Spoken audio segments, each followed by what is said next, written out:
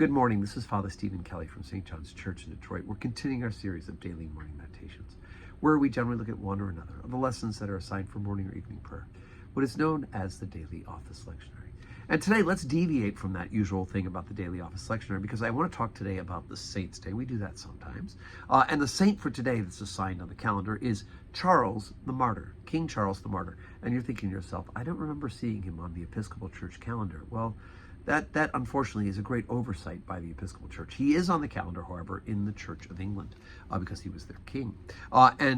So who is he? Well, he's honored as a martyr in the Church of England because he died for the church.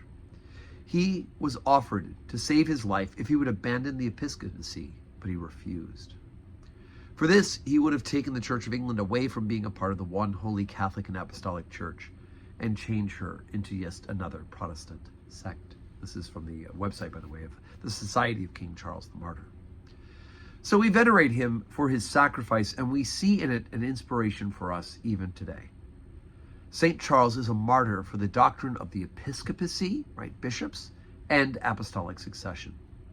In the words of Dr. Mandell Creighton, the Bishop of London from 1897 to 1901, and a noted ecclesiastical historian, had Charles been willing to abandon the church and give up the episcopacy, he might have saved his throne and his life. But on this point, Charles stood firm. For this he died, and by dying, saved it for the future. Immediately upon the restoration of the church and the monarchy on May 19th, 1660, the Convocation of Canterbury and York, now being free to assemble and act, canonized King Charles and added his name to the calendar of saints in the revision of the prayer book. So what happened? Well, he refused to allow the Puritans. I know in America we think the Puritans and the Pilgrims were really great because they came here in Plymouth Rock and all those stories. But they were objectors to the one holy Catholic and Apostolic Church that the Church of England represented in England.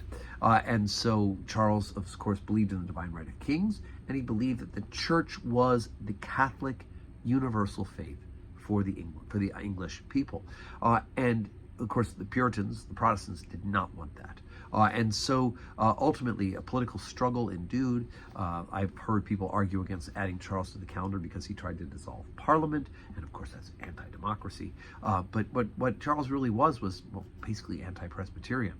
He wanted the church to be fully Catholic with bishops in apostolic orders. And by God's grace, what the people of England found out very quickly was that the only thing worse than having a king who believed in the divine right of kings was to have a Puritan leader like Cromwell, who thought he had all sorts of authority as well.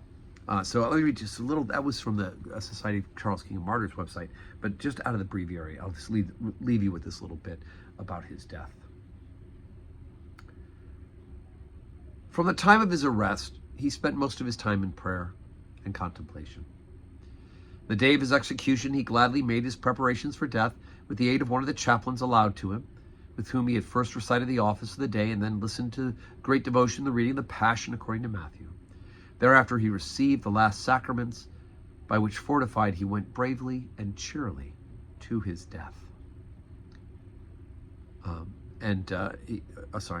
Moving forward, at his execution, he affirmed that he was a faithful member of the Catholic Church in England, which same took place on January 30th, 1649. Afterwards, his body was laid in St. George's Chapel, Windsor, but at the command of his enemies, he was buried without the church's rites, for their hatred of him and of the priesthood was not satisfied, even when they had accomplished his destruction.